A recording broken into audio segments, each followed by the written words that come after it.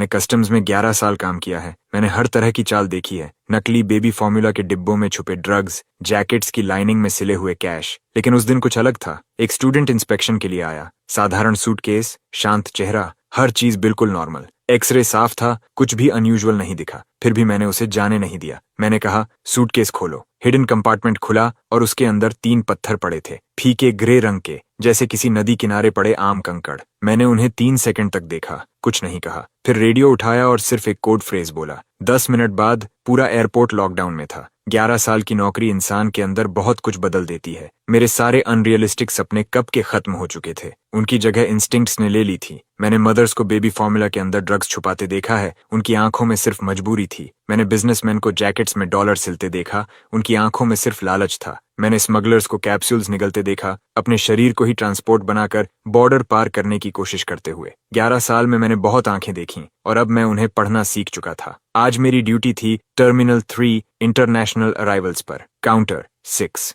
दोपहर के 3 बजे। भीड़ लगातार चल रही थी। तभी एक युवा लड़का सिल्वर सूटकेस लेकर मेरे सामने आया। साधारण सा लड़का, white T shirt, jeans, black framed glasses, बिल्कुल स्टूडेंट जैसा। उसने पासपोर्ट आगे बढ़ाया। कवर बिल्कुल नया था। मैंने खोला। लियो, उम्र 21 साल, कंट्री एच से स्टडीज पूरी करके लौट रहा था। मैंने कहा, वेलकम होम। उसने मुस्कुराकर जवाब दिया, थैंक यू। मैंने कहा, 1 मिनट सर, आपका लगेज एक्सरे से जाएगा। उसने तुरंत सिर हिलाया। कोई इरिटेशन नहीं, खुद सूटकेस बेल्ट पर रख दिया। सब कुछ बहुत परफेक्ट था, शायद जरूरत से ज्यादा परफेक्ट। एक्सरे मॉनिटर पर मैं देख रहा था। कपड़े, किताबें, कुछ स्नैक्स, रेजर, सब कुछ साफ, कोई सस्पिशियस शेप नहीं। एक्सरे देख रहे वेस्ली ने मुझे ओके साइन दिया, लेकिन मेरी नजर लियो पर थी। उसके चेहरे पर हल्की मुस्कान थी, पर उसका बायां अंगूठा बार बार इंडेक्स फिंगर की दूसरी नकल को रगड़ रहा था। बार बार, लगातार। मैंने ये सिग्नल पहले भी देखा था। मुस्कान बाहर की, डर अंदर का। मैंने कहा, सर, आपका लगेज क्लियर है, लेकिन इसे खोलिए। वेस्ली एक पल के लिए रुक गया। लियो का हाथ सूटकेस पकड़ने से पहले हवा में ही थम गया। उसकी मुस्कान 1 सेकंड के लिए जम गई। उसने पूछा, अभी तो आपने कहा सब ठीक है। मैंने शांत आवाज में कहा, रूटीन चेक। वह कुछ सेकंड मुझे देखता रहा, फिर बोला, ठीक है। उसने सूटकेस खोला। अंदर सब वैसा ही था जैसा वह खुद था। कपड़े परफेक्ट स्क्वायर फोल्ड्स में, किताबें वैक्यूम सील्ड, सब व्यवस्थित। मैंने ग्लव्स पहने और सर्च शुरू की। एक एक किताब खोली, हर चीज चेक की, कुछ नहीं मिला। आसपास लोग बड़बड़ाने लगे। वेस्ली के चेहरे पर भी सवाल थे। शायद उसे लगा मैं जरूरत से ज्यादा शक कर रहा हूँ। लियो के चेहरे पर धीरे धीरे राहत लौटने लगी। होंठों पर हल्की मुस्कान वापस आ गई। लेकिन मैंने किसी की तरफ नहीं देखा। मैंने पूरा सूटकेस खाली किया और फिर नीचे की लाइनिंग पर उंगलियों से हल्का नॉक किया। थट थट थट, आवाज भारी थी, बहुत भारी। मैंने लियो की तरफ देखा। उसकी मुस्कान गायब थी, चेहरा सफेद पड़ चुका था। मैंने कहा, हिडन कंपार्टमेंट खोलो। वह हकलाया, मुझे नहीं पता इसमें कंपार्टमेंट है। मैंने उसकी आंखों में देखते हुए कहा, मैं दोबारा नहीं कहूंगा, खोलो। मैंने काउंटर के नीचे से स्क्रू ड्राइवर निकाला। लियो के होंठ कांपने लगे। मैंने और कुछ नहीं कहा। स्क्रू ड्राइवर सीम में घुसाया और जोर लगाया। क्लिक, पैनल खुल गया। एक पतली दरार बनी और उसके अंदर से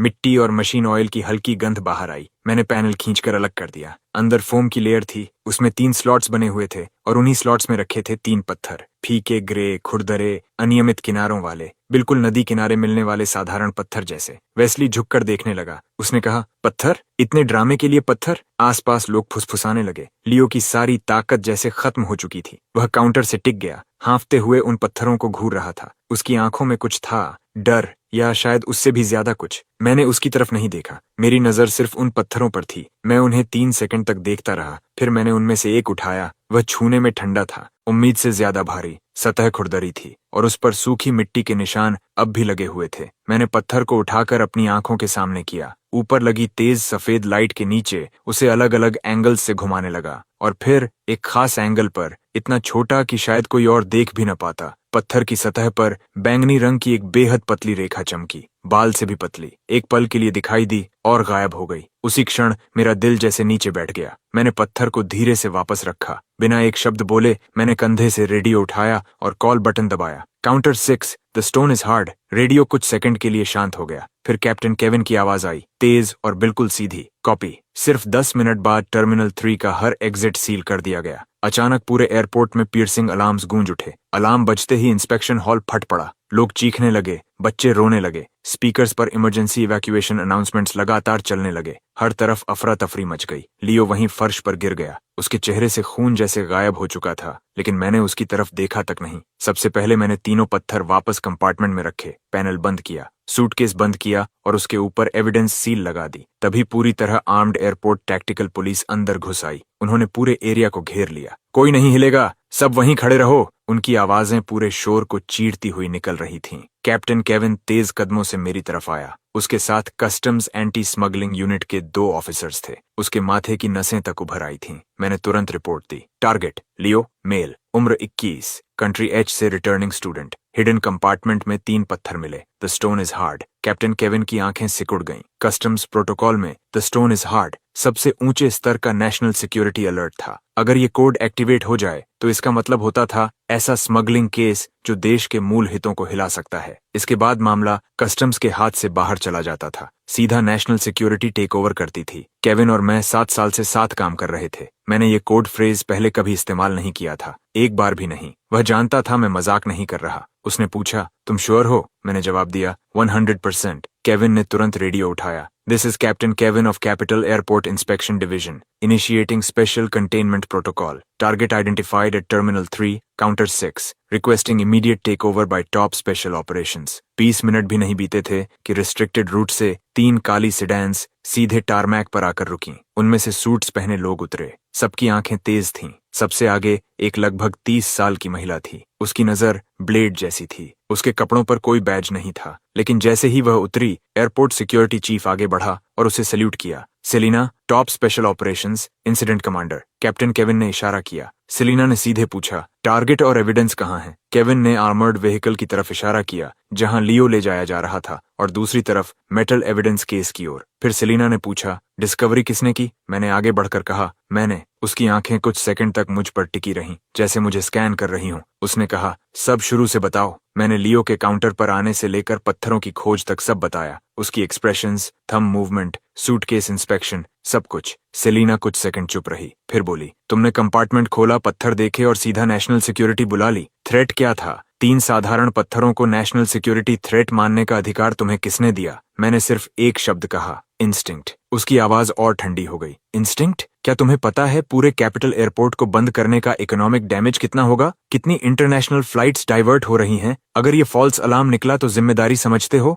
सवाल गोलियों की तरह आए, लेकिन मैं नहीं हिला। मैंने उसकी आंखों में देखते हुए कहा, मैंने गैम्बल नहीं किया। लैंप के नीचे एक स्पेसिफिक एंगल पर मैंने वायलेट लाइट देखी, बहुत हल्की, लेकिन मैंने देखी। यही असली वजह थी अलार्म ट्रिगर करने की। फिर मैं कुछ पल रुका। 3 साल पहले मेरे मेंटर मास्टर रेयस एक बॉर्डर स्मगलिंग ऑपरेशन में मारे गए थे। उस दिन उन्होंने एक नया कॉन्ट्राबैंड पकड़ा था जो साधारण मिनरल रॉक जैसा दिखता था। बाद की इंटरनल ब्रीफिंग में मैंने उसकी डिस्क्रिप्शन देखी थी। स्पेसिफिक लाइट सोर्स में उसके कोर मटेरियल से वायलेट ग्लो निकलती थी। उसी घटना के बाद code phrase the stone is hard और उससे जुड़ा ऑपरेशन बेड रॉक ऑफिशियली बनाया गया था। पूरे कस्टम सिस्टम में इस डिटेल को 5 लोगों से भी कम लोग जानते थे। कैप्टन केविन उनमें से एक था, लेकिन सेलिना साफ तौर पर नहीं जानती थी। उसने ठंडी हंसी छोड़ी। Violet light? क्या तुमने बहुत ज्यादा नॉवेल्स पढ़ लिए हैं? फिर उसने आदेश दिए, एविडेंस को आइसोलेशन लैब में ले जाओ। टेक टीम तुरंत एनालिसिस शुरू करे। टारगेट को इंटेरोगेशन रूम ले जाओ, और मुझे एक प्राइवेट रूम चाहिए, साथ में ये कस्टम्स ऑफिसर भी। जब तक मैं कंक्लूजन पर नहीं पहुंचती, ये एयरपोर्ट नहीं छोड़ेगा।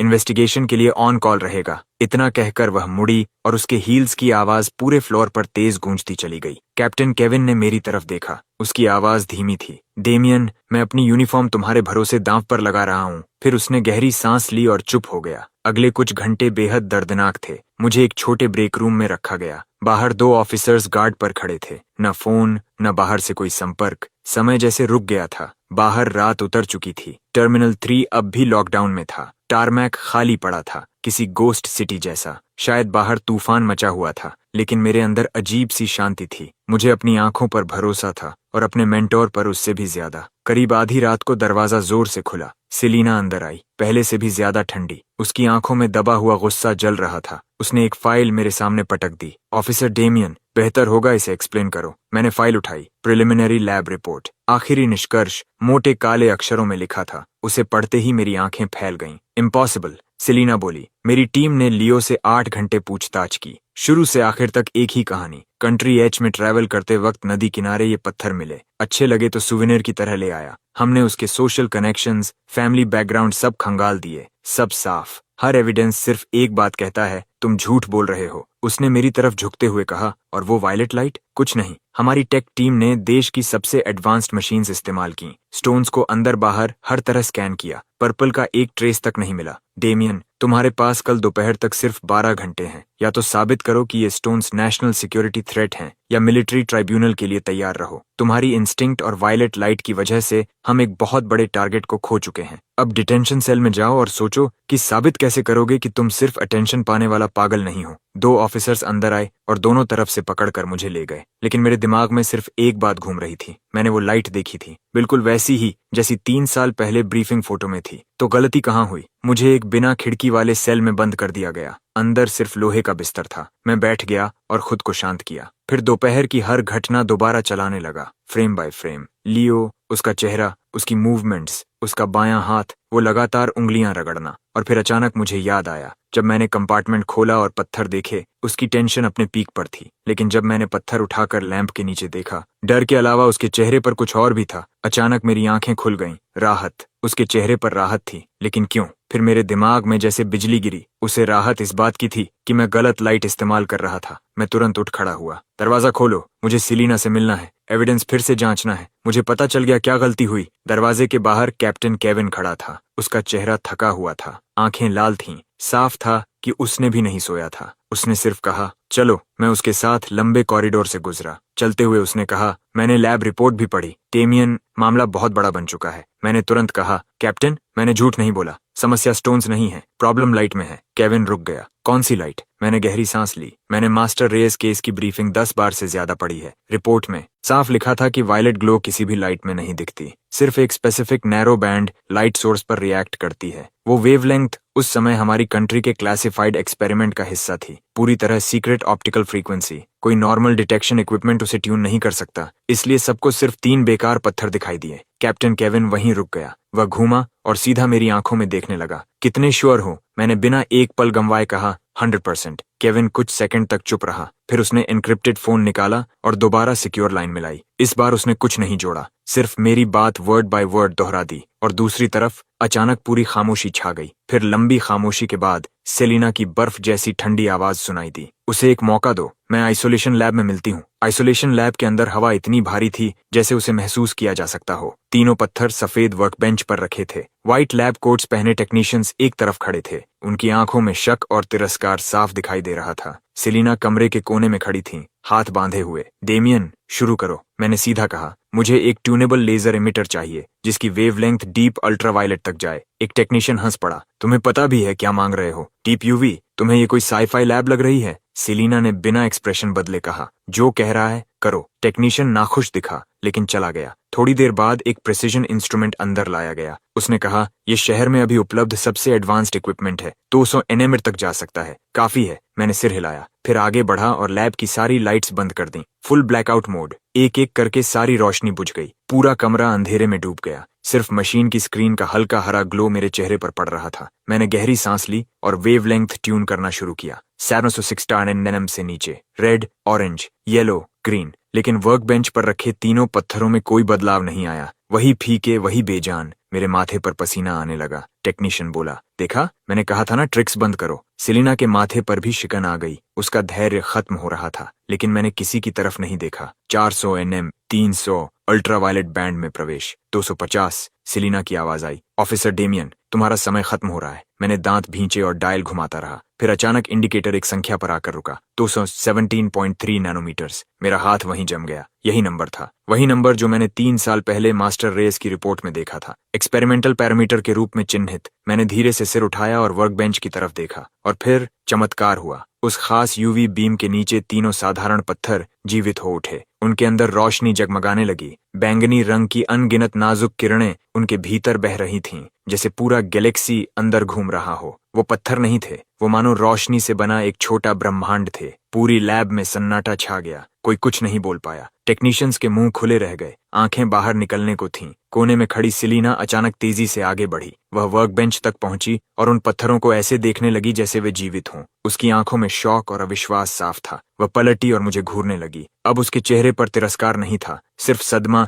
और हल्का डर। उसने पूछा, तुम्हें इस वेवलेंथ के बारे में कैसे पता? ये top tier national optical secret है। उसी पल उसकी इनक्रिप्टेड फोन जोर से बज उठी। उसने जल्दी से उठाया। बोलो। दूसरी तरफ से आवाज आई, डायरेक्टर सेलिना, लियो टूट गया है। उसने सब बता दिया। कंट्री एच की एक ऑर्गेनाइजेशन ने उसे पैसे दिए थे ताकि वह ये 3 रॉ स्टोन्स देश में लाए। उसे कहा गया था कि ये पूरी तरह सेफ हैं, कोई भी इंस्ट्रूमेंट इन्हें डिटेक्ट नहीं कर सकता जब तक इन्हें एग्जैक्टली 217.3 नैनोमीटर की लाइट से इल्यूमिनेट न किया जाए। और मीटिंग पॉइंट। सेलिना के हाथ से फोन फिसल गया। उसके चेहरे का रंग उड़ चुका था। अब उसे समझ आ गया था। मैं उस क्लासिफाइड फ्रीक्वेंसी को इसलिए नहीं जानता था कि मेरी क्लियरेंस उससे ऊंची थी। मैं जानता था क्योंकि ये जानकारी 3 साल पहले मेरे मेंटोर की जान देकर मिली थी और उसने लगभग उस इंसान को मिलिट्री ट्राइब्यूनल भेज दिया था जो एक हीरो की आखिरी विरासत उठा रहा था। लैब में इतनी खामोशी थी कि सब एक दूसरे की धड़कन तक सुन सकते थे। उन 3 पत्थरों के अंदर बहती वायलेट गैलेक्सी जैसे हमारी अज्ञानता का मजाक उड़ा रही थी। कैप्टन केविन ने फोन उठाया।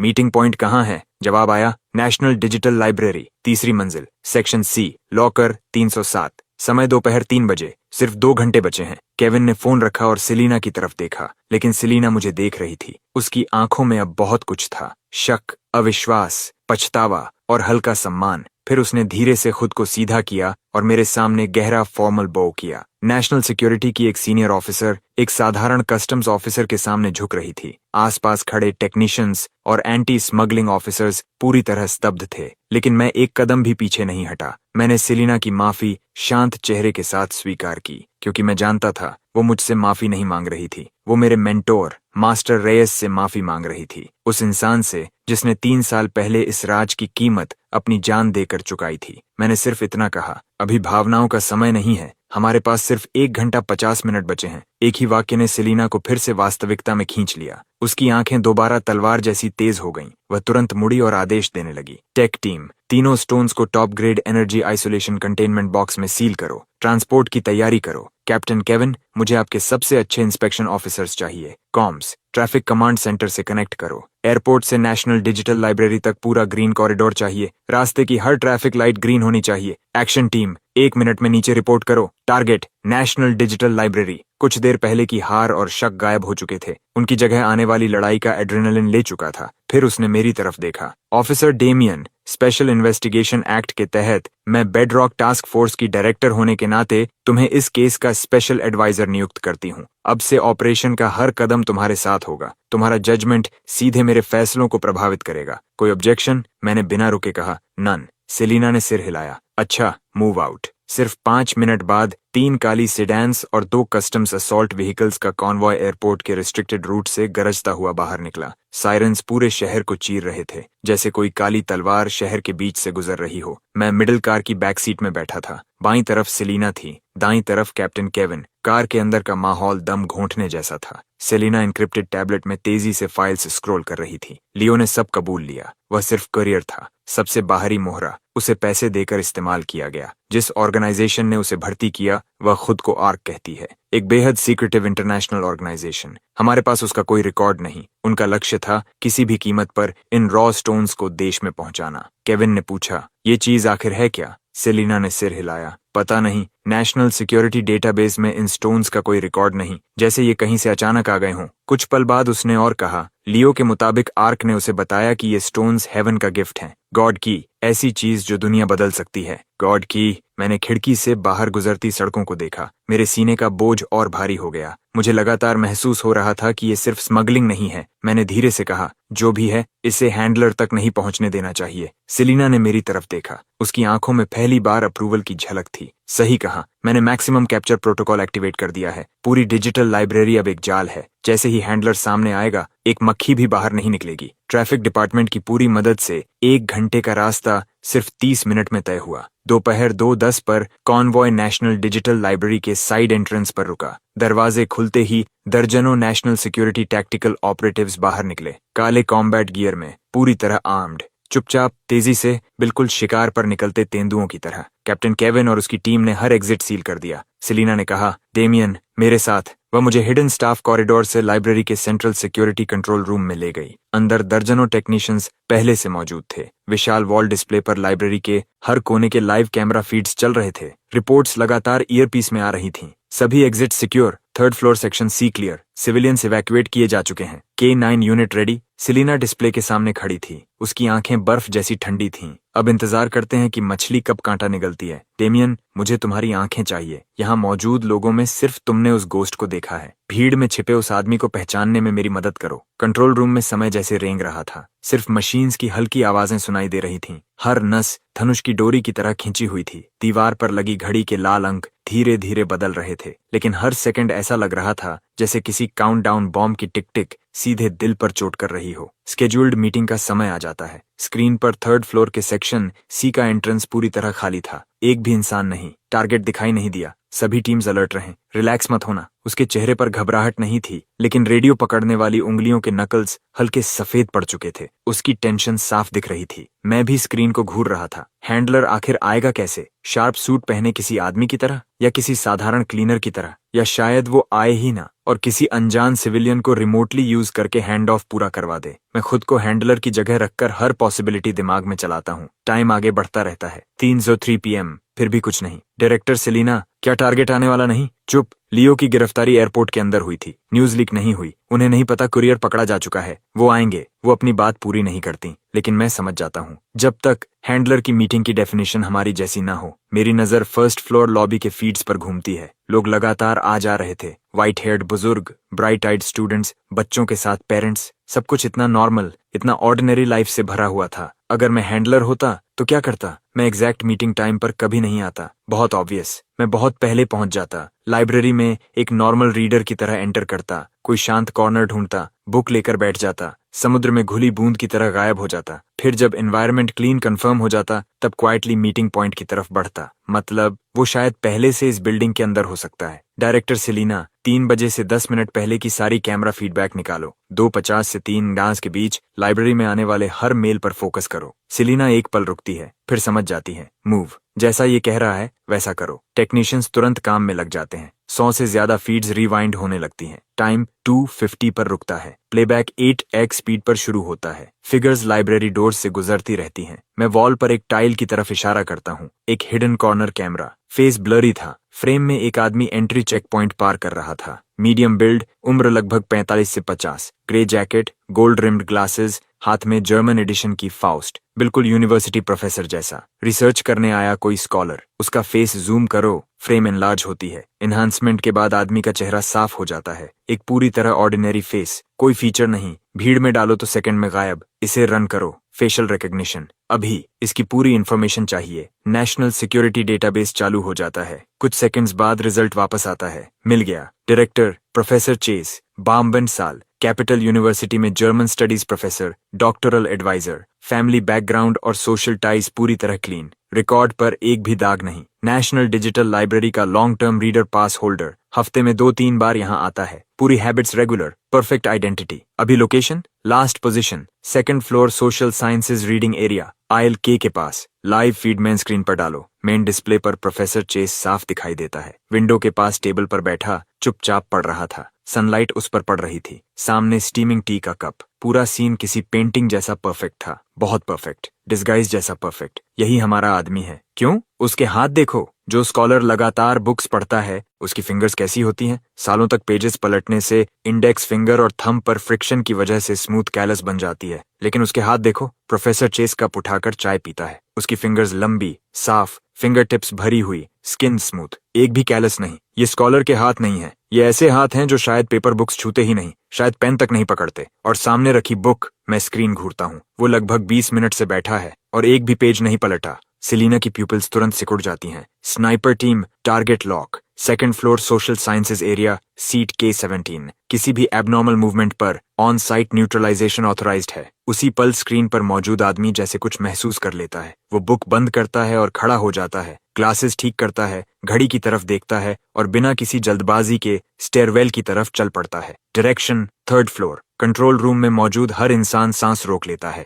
आखिर मछली कांटे पर फंस गई थी। प्रोफेसर चेस बिल्कुल स्टेडी कदमों से चल रहा था। रिलैक्स्ड पॉस्चर, जैसे कोई रीडर बुक पढ़कर थक गया हो और ऊपर सीनरी बदलने जा रहा हो। स्टेप बाय स्टेप वो सीढ़ियां चढ़ता है और सेकंड और थर्ड फ्लोर के बीच के मोड़ पर गायब हो जाता है। फिर थर्ड फ्लोर स्टेयरवेल फीड पर दोबारा दिखाई देता है। वो थर्ड फ्लोर पर पहुंचता है, सेक्शन सी रीडिंग एरिया और स्टोरेज जोन के जंक्शन पर। क्लियरेंस प्लान के मुताबिक ये पूरा एरिया खाली होना चाहिए था। प्रोफेसर चेज वहीं रुक जाता है और आसपास देखता है। उसकी आंखें खाली कॉरिडोर पर घूमती हैं। चेहरे पर वही जेंटल स्कॉलर वाला एक्सप्रेशन था, लेकिन आंखें बाज जैसी तेज। वो एनवायरनमेंट कंफर्म कर रहा था कि ये सेफ ड्रॉप पॉइंट है, कोई सेफ दिखने वाला ट्रैप नहीं। कंट्रोल रूम में मौत जैसी खामोशी थी। हर किसी की मुट्ठियां बंधी हुई थीं। डर ऐसा कि कोई छोटी सी आवाज भी स्क्रीन वाले आदमी को अलर्ट न कर दे। टाइम जैसे खिंच गया था। हर सेकंड एक सेंचुरी जैसा लग रहा था। आखिर प्रोफेसर चेज संतुष्ट लगता है। वो आगे बढ़ता है और सीधे सेक्शन सी के लॉकर्स की तरफ चलता है। उसका टारगेट बिल्कुल साफ था,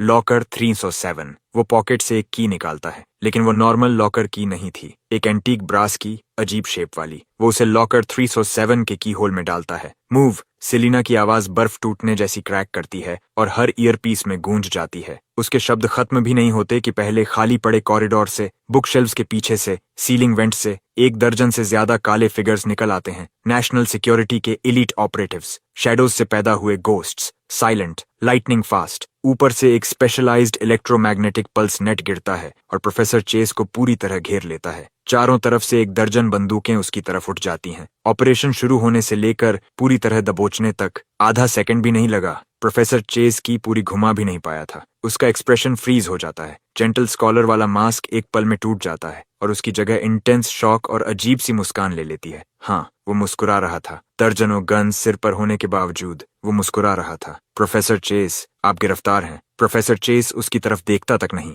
उसकी नजर सबको पार करके सीधे मेरे चेहरे पर आ टिकती है। उसकी आंखें अजीब थीं, न गुस्सा न डर, सिर्फ प्लेफुल अप्रिशिएशन, जैसे कोई हंटर अपने प्रे को देख रहा हो। तो तुम वही कस्टम्स ऑफिसर हो, रॉ स्टोन्स को तुमने पहचान लिया था। इम्प्रेसिव, इसकी उम्मीद नहीं थी। गेट कीपर्स के अलावा अभी भी तुम्हारी जैसी आंखें बची हैं। लगता है आर्क की इंटेलिजेंस अपडेट करनी पड़ेगी। उसे ले जाओ। 2 ऑपरेटिव्स आगे बढ़ते हैं और उसके हाथों में स्पेशलाइज्ड हैंडकफ्स लगा देते हैं। दूसरी टीम बॉडी सर्च शुरू करती है और लॉकर 307 खोलती है। उसके पास जो मिलता है वो बेहद सिंपल था। वॉलेट, कुछ बैंक कार्ड्स, कैश, सबसे पुराना नोकिया फोन जिसमें स्मार्ट फीचर्स तक नहीं, और वो जर्मन कॉपी ऑफ फॉस्ट। न वेपन, न पॉइजन, न कोड बुक। किसी एजेंट के लिए हद से ज्यादा क्लीन। जैसे ही प्रोफेसर चेज मुझे क्रॉस करके ले जाया जा रहा था, वो अचानक रुक जाता है, सिर मेरे कान के करीब लाता है और इतनी धीमी आवाज में फुसफुसाता है कि सिर्फ हम दोनों सुन सकते थे। जब तुम अबिस को घूरते हो, अबिस भी तुम्हें घूरता है। रियल वर्ल्ड में स्वागत है। ऑपरेटिव्स उसे फिर धक्का देकर आगे बढ़ाते हैं। कोल्ड स्वेट मेरी शर्ट भिगो देता है। पैरों से लेकर सिर तक बर्फ जैसी ठंड दौड़ जाती है। ये आदमी मुझे जानता है। वो यहाँ हैंड ऑफ के लिए नहीं आया था। लाइब्रेरी में एंटर करने के पल से शायद उसका टारगेट मैं था। ये एक ट्रैप था, एक डेथ ट्रैप मेरे लिए। लेकिन अब बहुत देर हो चुकी थी। जैसे ही प्रोफेसर चेस का शरीर एलिवेटर में धकेला जाने वाला होता है, उसकी गर्दन अचानक ऐसे एंगल पर मुड़ती है जैसा इंसानी शरीर कर ही नहीं सकता। हड्डी टूटने की तेज क्रैक। उसने खुद अपनी गर्दन तोड़ ली। उसका शरीर सीधा जमीन पर गिर जाता है और चेहरे पर वही जीत वाली मुस्कान जमी रहती है। सब कुछ पलक झपकते हो गया। हर कोई स्टन्ड था, डेड। और ऐसे ही हमारी इकलौती लीड ने सबके सामने अपनी जान ले ली। इतनी एब्सोल्यूट रिजॉल्व के साथ, इतने इम्पॉसिबल तरीके से। पूरा सीन मौत जैसी खामोशी में डूब गया। बुक चेक करो। अचानक मेरे दिमाग में कुछ क्लिक करता है। मैं एविडेंस बैग से फाउस्ट निकालता हूँ और पागलों की तरह पेजेस पलटने लगता हूँ। कोई हिडन कंपार्टमेंट नहीं, कोई मार्किंग्स नहीं, बस एक ऑर्डिनरी प्रिंटेड बुक। लेकिन जैसे ही मैं आखिरी पेज पर पहुंचता हूँ, मेरी प्यूपिल्स सिकुड़ जाती हैं। कॉपीराइट पेज के नीचे पब्लिकेशन डेट के पास हल्की पेंसिल राइटिंग थी, लगभग मिट चुकी। नंबर्स की एक स्ट्रिंग, पेज नंबर नहीं, कोड भी नहीं, कोऑर्डिनेट्स, लैटिट्यूड और लॉन्जिट्यूड। मैं बुक उठाकर सेलिना को दिखाता हूँ। उसकी आंखें नंबर्स पर टिक जाती हैं और तुरंत तेज हो जाती हैं। इस कोऑर्डिनेट को लॉक डाउन करो अभी। टेक टीम तुरंत एक्शन में आ जाती है। मेन डिस्प्ले पलटकर जायंट सैटेलाइट मैप बन जाता है। मैप पर एक रेड डॉट ब्लिंक करने लगता है। सेलेना स्क्रीन के पास जाती है और उसे घूरती रहती है। ये जगह कहाँ है? टेक्नीशियन तेजी से जूम करता है। डॉट सिटी आउटस्कर्ट्स की एंडलेस माउंटेन्स के बीच था। Director coordinate Kunlun biological research center की तरफ पॉइंट कर रहा है। Kunlun biological research center. Selina का शरीर झटके से हिलता है। वो गिरने से बचने के लिए टेबल पकड़ लेती है। उसकी नजरें रेड डॉट पर जम जाती हैं, जैसे उसे जलाकर खत्म कर देना चाहती हूँ। क्या ये वही सीक्रेट बेस नहीं जो 10 साल पहले अबैंडन हुआ था? कोऑर्डिनेट वहां क्यों जा रहा है? कंट्रोल रूम दोबारा खामोश हो जाता है। Kunlun biological research center. National security के लोगों के लिए ये नाम टैबू था।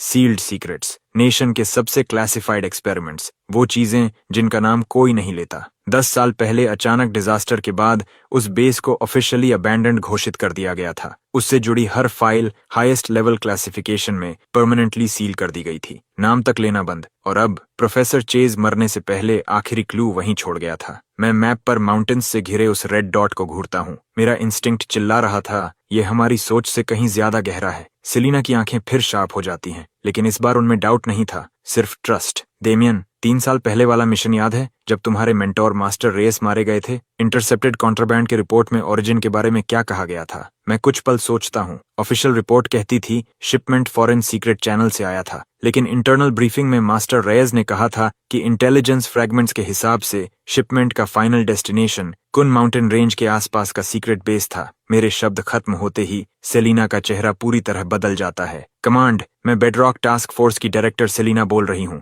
Highest level emergency response activate करो। Target Kunlun biological research center. उसकी आवाज पूरे कमरे में गूंजती है। प्रोफेसर चेज ने सिंपल कोऑर्डिनेट नहीं छोड़ा, उसने पेंडोरास बॉक्स छोड़ दिया है। मुझे कमांड से जोड़ो। हेलीकॉप्टर चाहिए अभी। नियरेस्ट मिलिट्री यूनिट्स को मोबिलाइज करो। कुनलून बायोलॉजिकल रिसर्च सेंटर के आसपास पूरा एरिया सील कर दो। कोई अंदर नहीं, कोई बाहर नहीं। फैसिलिटी से जुड़ी सारी क्लासिफाइड फाइल्स अनसील करके मेरे एनक्रिप्टेड टर्मिनल पर भेजो। रेडियो चैनल पर अर्जेंट कॉन्फर्मेशंस लगातार वापस आने लगते हैं। उसी पल पूरी नेशनल सिक्योरिटी मशीन जाग उठती है। सेलिना रेडियो नीचे रखती है, उसकी आंखें बर्फ जैसी ठंडी हो चुकी थीं। डेमियन, शायद हम किसी ऐसे मेलस्ट्रॉम में घुस गए हैं जिसकी कल्पना भी नहीं की थी। प्रोफेसर चेस की मौत एंड नहीं थी, बिगिनिंग थी। उसकी नजर फिर स्क्रीन पर जाती है, उस रेड डॉट पर, जैसे वहां कोई इनविजिबल चीज जाग रही हो। 10 मिनट बाद military helicopter national digital library की रूफटॉप पैड पर उतरता है। रोटर ब्लेड्स की गूंज पूरी रात को हिला देती है। सेलिना, कैप्टन केविन और मैं हेलीकॉप्टर में चढ़ जाते हैं। कैबिन डोर सील हो जाता है। चॉपर हवा में उठता है, तेजी से ऊपर जाता हुआ। एक जायंट स्टील रैप्टर जो रात को चीरता हुआ सिटी आउटस्कर्ट्स के कुनलून रेंज की तरफ उड़ रहा था। बाहर नाइट विंड चीख रही थी। कैबिन के अंदर बैठा मैं नीचे शहर की दूर होती लाइट्स देख रहा था, लेकिन मेरा दिल और भारी होता जा रहा था। जब तुम अबिस को घूरते हो, एबिस भी तुम्हें घूरता है। रियल वर्ल्ड में स्वागत है। आखिर ये रियल वर्ल्ड क्या छुपा रहा है? कुन biological research centre, raw stones, मेरे मेंटोर की मौत, आखिर ये सब एक दूसरे से कैसे जुड़े हैं? मैं गहरी सांस लेता हूँ और अपनी मुट्ठियां कस लेता हूँ। आगे जो भी हो, मैं उसे खींचकर रोशनी में लाऊंगा। हेलीकॉप्टर अंधेरी रात को चीरते हुए उड़ता रहता है। लगभग 40 मिनट बाद हम कुन बायोलॉजिकल रिसर्च सेंटर के ऊपर पहुंचते हैं। ऊपर से देखने पर ये माउंटेन्स के बीच छुपा एक विशाल कॉम्प्लेक्स था। बीचों बीच फोर्ट्रेस जैसी ग्रे कंक्रीट बिल्डिंग खड़ी थी। चारों तरफ ऊंची वॉल्स, ऊपर रेजर वायर और सर्वेलेंस कैमरास। पूरा बेस डेंस फॉरेस्ट और जैगेड पीक्स के नीचे छिपा हुआ था। अगर पहले से इसकी जानकारी ना हो तो कोई कभी अंदाजा भी नहीं लगा सकता था कि यहाँ कुछ मौजूद है। हेलीकॉप्टर बेस के बाहर एक क्लीयरिंग में उतरता है। जैसे ही हम नीचे उतरते हैं, ठंडी और नम माउंटेन विंड चेहरे से टकराती है। ग्राउंड पहले से स्पेशल ऑपरेशंस फोर्सेस के कंट्रोल में था। Hundreds of fully armed soldiers base के चारों तरफ गोस्ट्स की तरह तैनात थे। उनका कमांडर लगभग 40 साल का दुबला आदमी था। Call sign falcon. वो सेलिना के पास आता है और शार्प सैल्यूट मारता है। डायरेक्टर सेलिना, टीम्स प्लान के मुताबिक डिप्लॉय हो चुकी हैं। 1 किलोमीटर पेरीमीटर के अंदर हर सस्पिशियस टारगेट स्क्रीन और कंटेन किया जा चुका है। बेस के अंदर कोई अनोमली डिटेक्ट नहीं हुई। Good move. फैल्कन हमें बेस के मेन एंट्रेंस की तरफ ले जाता है। वहां एक मैसिव अलॉय डोर बंद पड़ा था। उसकी सरफेस पर रस्ट जम चुकी थी, जैसे 10 साल से कभी खुला ही ना हो। सेलिना अपना एन्क्रिप्टेड टर्मिनल निकालती है और तेजी से काम करने लगती है। अलॉय डोर भारी मैकेनिकल आवाज के साथ खुलता है। अंदर से ठंडी, नम और सड़ी हुई हवा बाहर निकलती है। अंदर पिच ब्लैक कॉरिडोर था। उसका आखिरी सिरा दिखाई तक नहीं दे रहा था, जैसे किसी अननोन अबिस में जाता हो। फैल्कन 2 सोल्जर्स को आगे स्काउट करने का सिग्नल देता है। वो सब मशीन गन्स निकालकर आगे बढ़ते हैं। टैक्टिकल फ्लैशलाइट्स जलती हैं। 2 रोशनी की धारें अंधेरे को काटती हैं। कॉरिडोर खाली था, सिर्फ फेडेड वार्निंग साइंस दीवारों पर लटके थे। Do not enter. सेलिना हाथ हिलाती है और हम अंदर बढ़ते हैं। बेस अंदर से बाहर से कहीं ज्यादा बड़ा था। कॉरिडोर के दोनों तरफ सील्ड लैबोरेटरी डोर्स थे। उन पर वार्निंग लेबल्स की भरमार थी। Biohazard, high risk experiment, unauthorised personnel do not approach. 10 साल की वीरानी ने हर चीज को सड़ा दिया था। दीवारों और पाइप्स पर मोटी डस्ट जमी थी। फ्लोर पर मॉस उगाई थी। तभी एक सोल्जर बोलता है, सर, इस डोर को प्राई किया गया लगता है। सेलिना तुरंत आगे बढ़ती है। ये डोर बाकी डोर्स से नया लग रहा था और लॉक एरिया साफ डैमेज था। फैल्कन ब्रीच का सिग्नल देता है। जोरदार क्रैश के साथ डोर तोड़ दिया जाता है। अंदर एक विशाल लैबोरेटरी थी। उसके बीचों बीच एक मैसिव मेटल कल्चर चेंबर खड़ा था। चेंबर के अंदर एम्बर लिक्विड भरा हुआ था और उस लिक्विड में डूबा हुआ एक इरेगुलर ऑब्जेक्ट, कुछ ऐसा जो एयरपोर्ट पर मिले रॉ स्टोन्स जैसा दिख रहा था। लेकिन ये कहीं बड़ा था, लगभग आधे इंसान जितना ऊंचा, जैसे कोई विशाल बदसूरत ट्यूमर शांति से फ्लूइड में तैर रहा हो। उसके चारों तरफ डेंस ट्यूब्स और केबल्स जुड़े हुए थे जो एक जायंट कंट्रोल कंसोल तक जा रहे थे। कंसोल स्क्रीन्स पेल ग्रीन ग्लो दे रही थीं। उन पर कॉम्प्लेक्स बायोलॉजिकल डेटा और एनर्जी रीडिंग्स चल रही थीं। ये क्या है? Raw stone? के जिंदा है? मेरी आंखें चेंबर के अंदर मौजूद जायंट स्टोन पर टिक जाती हैं। वो स्थिर नहीं था, उसकी सरफेस हिल रही थी, हल्की लहरों जैसी, जैसे वो सांस ले रहा हो। फैल्कन तुरंत आदेश देता है, इस लैब को अभी लॉकडाउन करो, कोई पास नहीं जाएगा। एयर, वाटर और सॉइल टेस्ट शुरू करो। बायोहैजर्ड लीक है या नहीं पता करो। Move. Biochemical detection team suit पहनकर अंदर घुसती है। सिलीना कंसोल तक जाती है और तेजी से काम करने लगती है। वो एनक्रिप्टेड टर्मिनल को कंसोल से कनेक्ट करती है। मैसिव क्लासिफाइड डेटा ट्रांसफर शुरू हो जाता है। कुछ देर बाद रिपोर्ट आती है, डायरेक्टर, रिजल्ट्स आ गए। एयर, वाटर, सॉइल सब नॉर्मल हैं, लेकिन लैब के अंदर एनर्जी फ्लक्चुएशंस एक्सट्रीम हैं, जैसे कोई हाई आउटपुट न्यूक्लियर रिएक्टर लगातार पावर जनरेट कर रहा हो। न्यूक्लियर रिएक्टर एक रॉ स्टोन रिएक्टर लेवल की एनर्जी जनरेट कर रहा है। सिलीना अचानक कंसोल से सीधी खड़ी हो जाती है। उसकी आंखें फिर चेंबर की तरफ घूमती हैं, भारी और गंभीर। यही प्रोफेसर चेस का असली टारगेट था। वो 3 छोटे रॉ स्टोन्स चुराने नहीं आया था, वो यहाँ इस बड़े वाले को एक्टिवेट करने आया था। मेरा दिमाग एक पल के लिए खाली हो जाता है। एक्टिवेट? रिएक्टर लेवल एनर्जी वाली इतनी विशाल लिविंग चीज, एक रॉ स्टोन इस स्केल का। उसी पल सिलीना का एन्क्रिप्टेड टर्मिनल अचानक अर्जेंट अलार्म टोन्स से गूंज उठता है। वो नीचे देखती है और उसका चेहरा राख जैसा सफेद पड़ जाता है। बुरा हुआ, प्रोफेसर चेस का कोऑर्डिनेट फाइनल डेस्टिनेशन नहीं है, ये सिर्फ एक की है, ऐसी की जो किसी स्पेसिफिक डिवाइस को एक्टिवेट करने के लिए बनी है। बायोलॉजिकल रिसर्च सेंटर सिर्फ एक सिग्नल रिले है, असली डेस्टिनेशन उससे भी नीचे है, उस फॉरबिडन जोन में जहां हम कभी पहुंच ही नहीं पाए। और नीचे फैल्कन का चेहरा बदल जाता है। यहीं तक हमारी एक्सेस लिमिट है, इसके आगे सिर्फ लेजेंडरी फॉरबिडन जोन है, मैक्सिमम ग्रेड डिफेंसेस, उसके ब्लूप्रिंट्स तक सील्ड हैं। सिलीना उसकी बात अनसुनी कर टर्मिनल को घूरती रहती है। स्क्रीन पर अब एक नया और भी ज्यादा सीक्रेट कोऑर्डिनेट फ्लैश कर रहा था, कुनलून बायोलॉजिकल रिसर्च सेंटर के बहुत नीचे। फैल्कन, तुम्हारे सारे डिमोलिशन एक्सपर्ट्स चाहिए, जितनी जल्दी हो सके फॉरबिडन जोन तक रास्ता उड़ाओ। डायरेक्टर, वो काम नहीं करेगा, उस जोन की डिफेंसेस न्यूक्लियर बंकर स्टैंडर्ड्स पर बनी है। टॉप टियर चार्जेस से भी एक सीम खोलने में कम से कम 20 घंटे लगेंगे।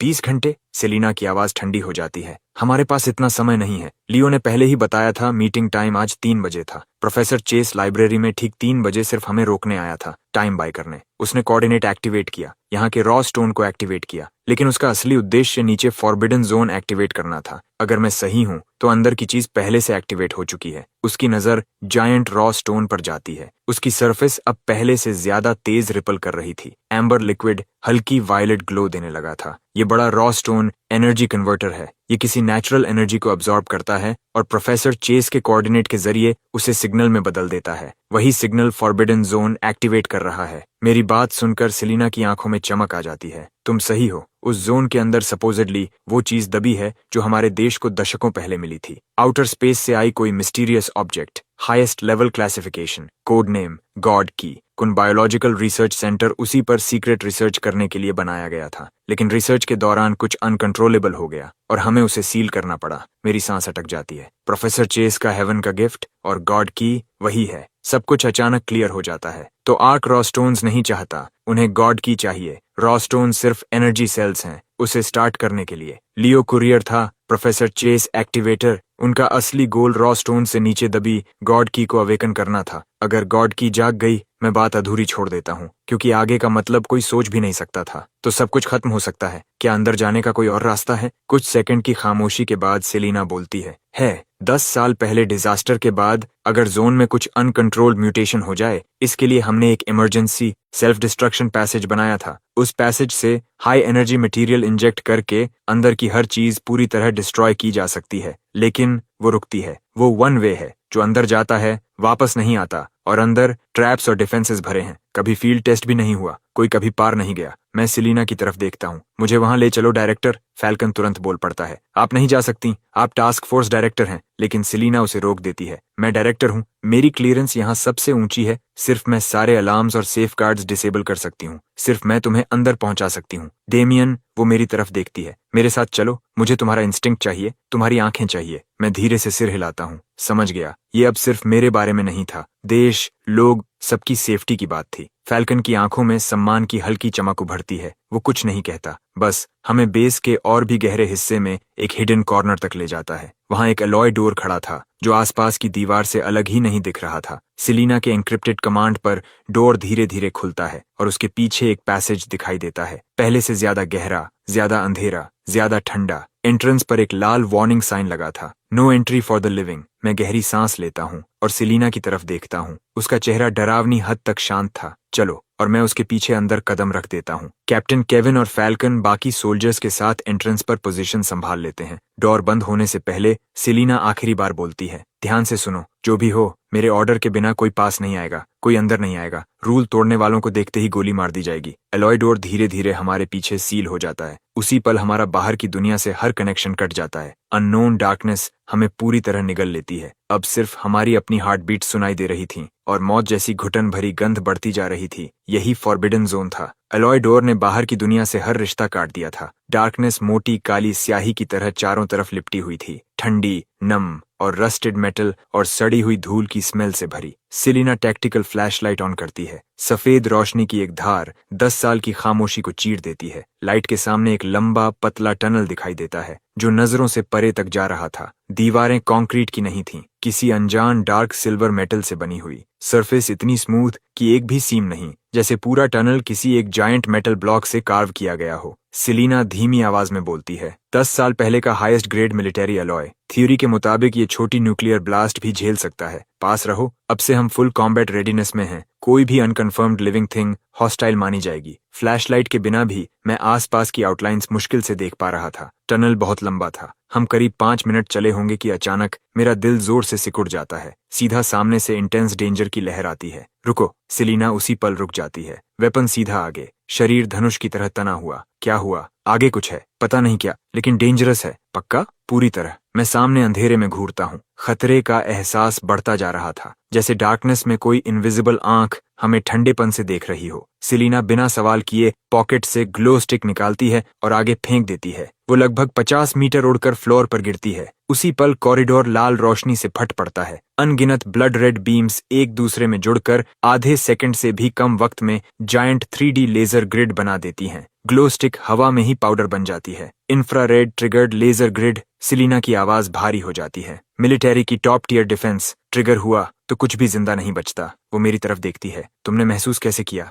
इंस्टिंक्ट। अब मैं कॉरिडोर को घूरता हूँ। ऐसे सिस्टम्स हमेशा पैटर्न पर चलते हैं, या फिक्स्ड इंटरवल या ओवरराइड कोड। हमारे पास कोड नहीं है तो इंतजार करेंगे, या पावर खत्म होने का या शट डाउन विंडो का, और हम अंधेरे में इंतजार करते हैं। 1 minute, 5, 10। Standard defence systems power बचाने के लिए पल्स साइकिल्स पर चलते हैं, हमेशा एक्टिव नहीं रह सकते। तभी सेलिना कुछ सोचती है। वो पॉकेट से छोटी मेटल बॉल निकालती है और धीरे से पैर से आगे धकेलती है। बॉल फ्लोर पर लगभग बिना आवाज के रोल करती है। 1 मीटर, 2, कुछ नहीं। इंफ्रारेड नहीं, मोशन भी नहीं। तो ट्रिगर क्या है? अचानक समझ आता है। Sound trigger. ग्लो स्टिक गिरते वक्त हल्की आवाज हुई थी, लेकिन ये बॉल सॉलिड है, आवाज लगभग नहीं। सेलिना की प्यूपिल्स सिकुड़ जाती हैं। वो हाथ उठाकर साइलेंस सिग्नल देती है, फिर आगे इशारा करती है। मीनिंग साफ था। अब से कोई आवाज नहीं, सांस नहीं, हार्ट बीट तक नहीं। लगभग इम्पॉसिबल। हमारी आंखें मिलती हैं और दोनों को एक ही चीज दिखती है, रिजॉल्व। 2 गोस्ट्स की तरह हम धीरे, बहुत धीरे किलिंग जोन में कदम रखते हैं। जब आखिर मैं जोन के बाहर निकलता हूँ, मेरी कॉम्बैट गियर पूरी तरह पसीने से भीग चुकी थी। हम बच गए थे, लेकिन राहत लेने का वक्त नहीं मिला। कॉरिडोर के आखिर में एक डोर दिखाई देता है, अलॉय डोर, थोड़ा खुला हुआ। गैप से सिकली पेल लाइट बाहर निकल रही थी। सेलिना और मैं एक दूसरे को देखते हैं। वो टैक्टिकल साइन देती है। वो ब्रीच करेगी, मैं कवर। हम दोनों वॉल से चिपक कर आगे बढ़ते हैं। दिल फिर गले तक आ चुका था। सेलिना जोर से डोर पर किक मारती है। डोर खुलता है। वो रोल करते हुए अंदर घुसती है और मैं उसके ठीक पीछे। लेकिन जैसे ही हम अंदर का दृश्य देखते हैं, हम दोनों पूरी तरह जम जाते हैं। ये एक विशाल सर्कुलर सेंट्रल कंट्रोल चेंबर था, लगभग बास्केटबॉल कोर्ट जितना बड़ा। दीवारों पर अनगिनत बड़े डिस्प्ले स्क्रीन्स लगे थे, लेकिन हर स्क्रीन बंद थी। चेंबर पूरी तरह बर्बाद हो चुका था। टेबल्स और चेयर्स उलटे पड़े थे। डॉक्यूमेंट्स पूरे फ्लोर पर बिखरे हुए थे। हर चीज पर धूल की मोटी परत जमी थी, जैसे 10 साल पहले डिजास्टर के उसी पल समय रुक गया हो। और उस भारी खून की बदबू का सोर्स सामने उठा हुआ प्लेटफॉर्म था। उसके नीचे दर्जन से ज्यादा बॉडीज, व्हाइट लैब कोट्स पहने हुए, लेकिन अब सिर्फ सूखी स्केलेटन्स बची थीं। कुछ के हर छेद से खून निकला था। चेहरे दर्द से मुड़े हुए, हड्डियां टूटी हुई, कुछ के सीने में किसी शार्प वेपन से विशाल छेद कर दिया गया था। यही था 10 साल पहले के डिजास्टर का सीन, नरक का दृश्य। सेलिना की आवाज धीमी पड़ जाती है। ये कुन-लून प्रोजेक्ट के कोर रिसर्चर्स थे। मेरे टीचर प्रोफेसर थियोडोर भी प्रोजेक्ट लीडर्स में से एक थे। इंसिडेंट के बाद उन्हें मिसिंग घोषित किया गया था। मैंने कभी नहीं माना कि वो यहाँ मरे होंगे। उसकी आंखें स्केलेटन्स में किसी फैमिलियर चेहरे को ढूंढ रही थीं। मैं उसे डिस्टर्ब नहीं करता, बस फुल अलर्ट होकर चेंबर को देखता रहता हूँ। मेरा इंस्टिंक्ट चिल्ला रहा था, ये जगह लेजर कॉरिडोर से भी ज्यादा खतरनाक है। मेरी नजर प्लेटफॉर्म पर जाती है। बीच में एक विशाल सर्कुलर डिप्रेशन था जो अब खाली था, लेकिन उसके किनारों पर अजीब वायलेट क्रिस्टल्स लगे हुए थे। सेलिना धीरे से बोलती है, यहीं गॉड की रखा जाता था। मैं सिर हिलाता हूँ। 10 साल पहले ये यहाँ से गायब नहीं हुआ। मेरी आवाज भारी हो जाती है। इसे रिलीज किया गया था। सेलिना एक स्केलेटन के पास झुकती है। बॉडी दर्द की हद वाली पोजीशन में जमी हुई थी,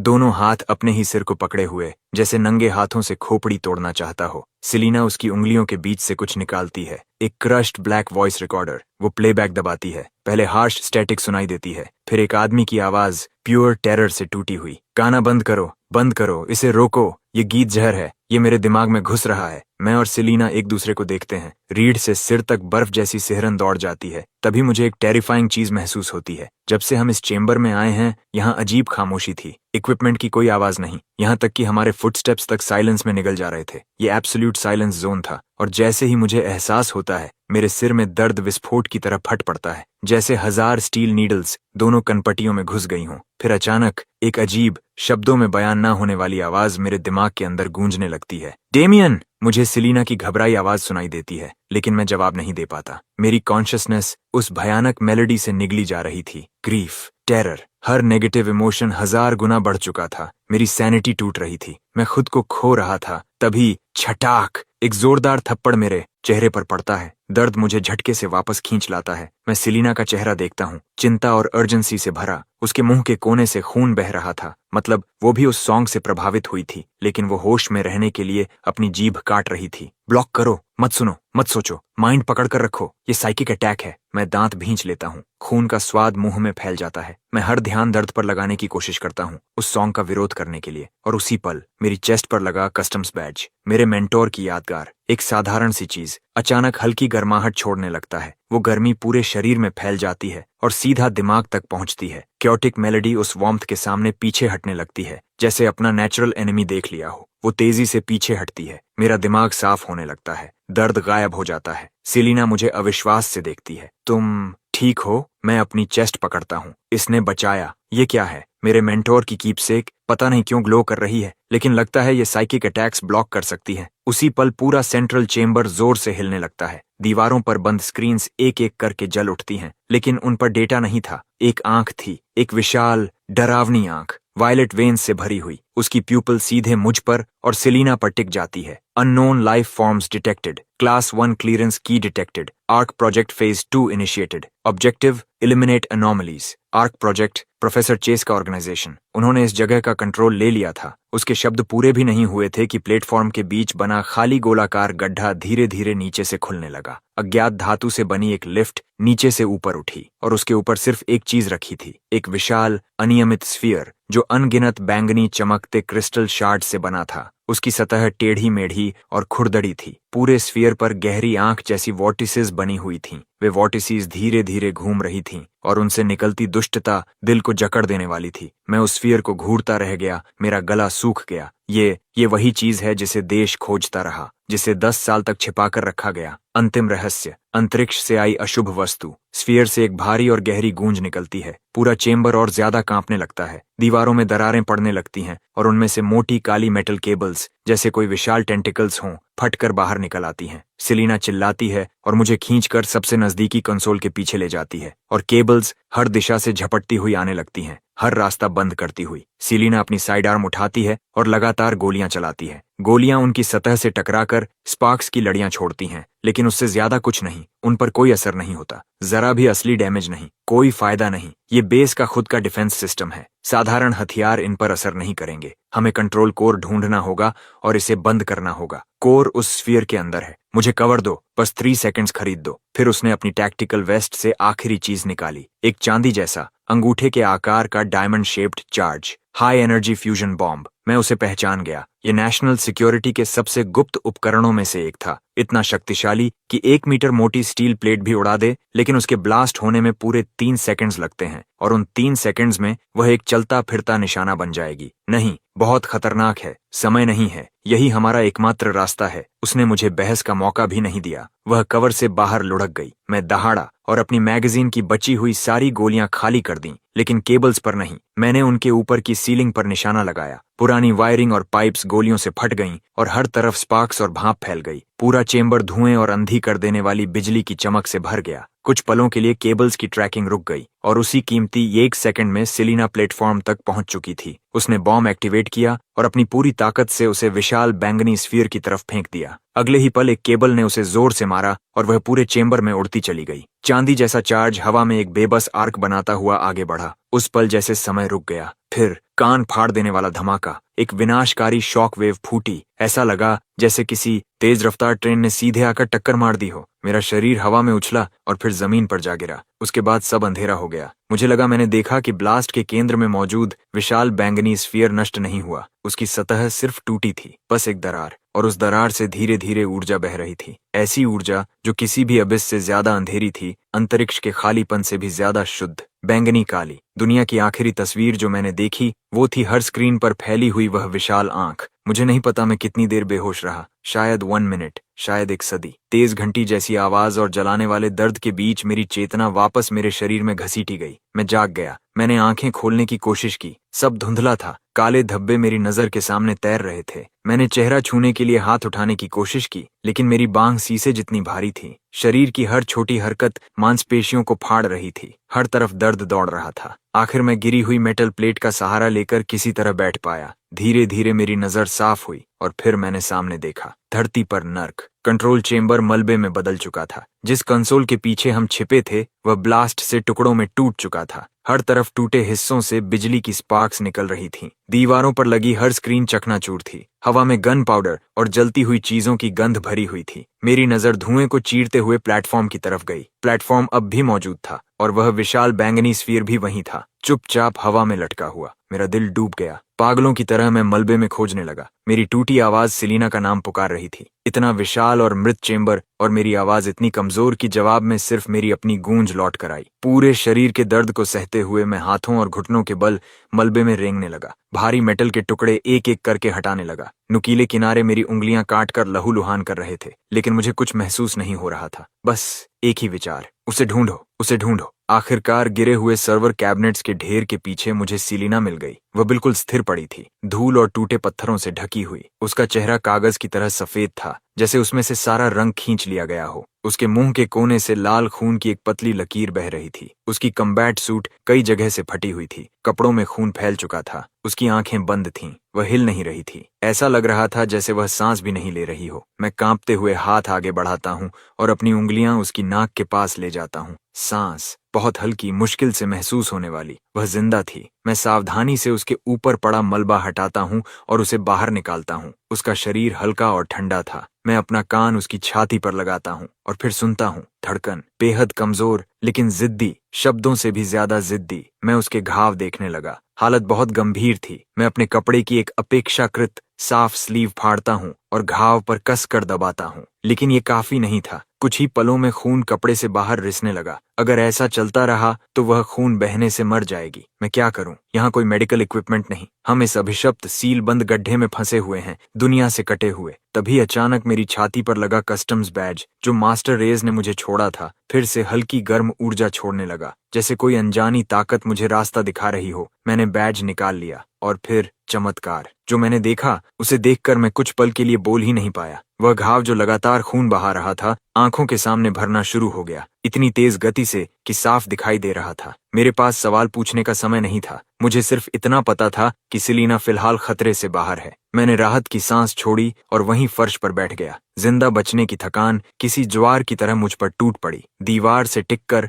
मैं भारी सांसें लेने लगा और तभी मेरी आंख के कोने से कुछ दिखा। चेंबर के दूसरी तरफ कंकाल। वो रिसर्चर्स जिन्हें 10 साल पहले मर जाना चाहिए था, वे हिल रहे थे। ये भ्रम नहीं था, मैंने साफ देखा। प्लेटफॉर्म के आसपास बिखरे 1 दर्जन से ज्यादा सफेद स्केलेटन्स धीरे धीरे कांप रहे थे, डरावने तरीके से। बैंगनी काली टेंड्रिल्स, छोटी जहरीली सांपों जैसी, वापस हड्डियों के अंदर घुस रही थीं। ये वही अशुभ ऊर्जा थी जो गॉड की दरार से बाहर निकल रही थी। वो गायब नहीं हुई थी, उसे नए होस्ट मिल गए थे। हड्डियों के एक दूसरे से रगड़ने की आवाज पूरे शरीर में सिहरन दौड़ा रही थी। फर्श पर पड़े स्केलेटन्स की हड्डियां जबरदस्ती दोबारा जुड़ रही थीं। वे धीरे धीरे उठ रहे थे। नहीं, वह खड़े होना नहीं था। उनके शरीर इंसानी एनाटॉमी को चुनौती देने वाले आकार में मुड़ रहे थे। उस बैंगनी काली ऊर्जा ने उन्हें खड़ा कर रखा था और फिर उनके ऊपर कुछ उगने लगा। अर्ध पारदर्शी क्रिस्टल्स जो अजीब बैंगनी चमक छोड़ रहे थे। कुछ ही सेकंड्स में स्केलेटन्स पूरी तरह बदल गए। अब वे इंसान नहीं लग रहे थे, वे विकृत ह्यूमनॉइड आकृतियों में बदल चुके थे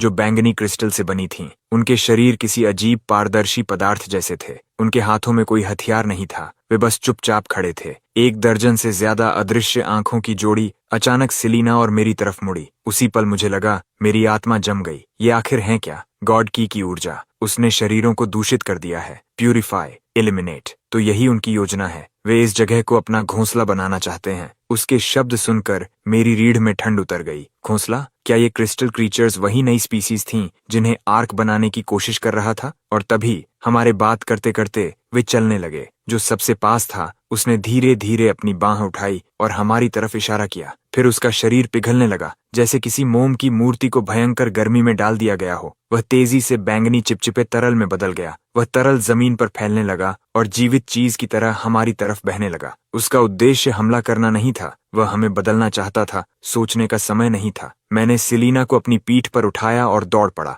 हमारा पीछे हटने का रास्ता बंद हो चुका था। ये जगह एक सील बंद, निराशाजनक पिंजरा बन चुकी थी। मैं कहाँ जाऊं? मेरी आंखें टूटे कंसोल्स पर घूमी। ज्यादातर कबाड़ बन चुके थे, लेकिन कोने में दीवार में फंसा एक इमरजेंसी बैकअप टर्मिनल अब भी चालू था। उसकी स्क्रीन अब भी जल रही थी। सेलिना को पीठ पर लादे हुए मैंने अपनी बची हुई सारी ताकत इकट्ठी की और उसकी तरफ भागा। उसे नीचे रखा, दूसरे हाथ से धूल से भरी टच स्क्रीन को तेजी से चलाया और बेस का स्ट्रक्चरल मैप खोलने लगा। आखिरकार स्क्रीन पर 3 डायमेंशनल लेआउट दिखाई दिया और जो मैंने देखा उससे मेरी सांस अटक गई। ये जगह मेरी कल्पना से कहीं ज्यादा जटिल थी। जिस कंट्रोल चेंबर में हम थे उसके नीचे 5 और विशाल स्तर मौजूद थे।